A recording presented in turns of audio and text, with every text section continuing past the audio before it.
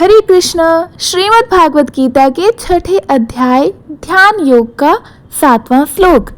जिता आत्मानः प्रशान्तस्य परमात्मा समाहितः शीतोष्ण सुखदुःखेषु तथा मानापमानयोः। इस श्लोक का भावार्थ है कि जिसने अपने मन को जीत लिया है और शांति प्राप्त कर ली है, उसका मन परमात्मा में स्थिर हो जाता है।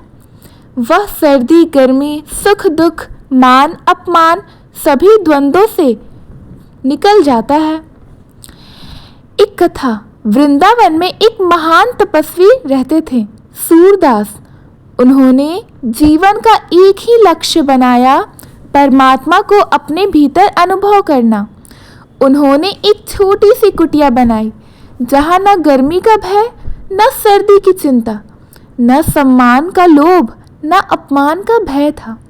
लोग उनके इस कार्य को देखकर सब उन्हें पागला बाबा कहकर मजाक उड़ाते थे।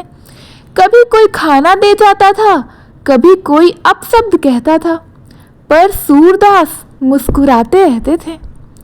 एक बार एक राजकुमार ने उनसे पूछा, बाबा, लोग आपका अपमान करते हैं, आप क्रोधित क्यों नहीं होते हैं?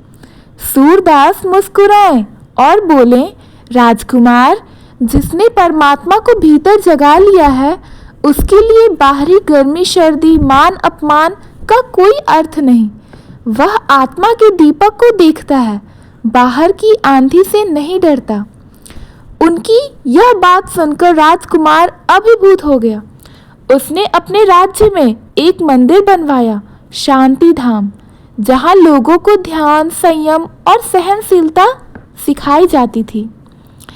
इस श्लोक से यह संदेश मिलता है कि जो व्यक्ति मन पर विजय पा लेता है, वह न परिस्थितियों से हिलता है, न अपमान से गिरता है। सच्चा योगी वही है जो परमात्मा में स्थित रहकर सर्दी गर्मी सुख दुख को समभाव में देखता है। बाहर की दुनिया बदलती रहे, पर अंदर का प्रकाश स्थिर रहे, यही ध्यान योग है। 8वां श्लोक। ज्ञान विज्ञान तृप्त आत्मा कुतस्थतो विजिते अनिंद्रिय युक्त इच्छयोच्यते योगी समलोष्टता काच कांचन। इस श्लोक का भावार्थ है कि जो योगी ज्ञान और आत्मानुभव से तृप्त है, जिसका मन स्थिर और इंद्रियां वश में है, और जो मिट्टी पत्थर और सोने को एक समान देखता है, वही सच्चा योग युक्त पुरुष है। काशी के संत रैदास एक चर्मकार थे, पर आत्मज्ञान के महासागर। कभी किसी राजा ने उनकी परीक्षा लेनी चाहिए। राजा ने सोने की थाली में अमृत प्रसाद रखवाकर रैदास जी के पास भिजवाया। रैदास जी जूते सिल रहे थे। उन्होंने थाली को देखा, फिर मिट्टी में हाथ डाला और उसी पर प्रसाद रखकर खा लिया। संत ने कहा, राजा के सोने से क्या भक्ति बढ़ेगी? मेरे लिए मिट्टी और सोना समान है। प्रसाद का स्वाद प्रेम से आता है, थाली से नहीं। राजा दंग रह गए। वह रैदास जी के चरणों में गिर पड़े और कहे, आपने मिट्टी और सोने को एक समान देखकर मुझे सच्चे योगी का परिचय दे दिया है।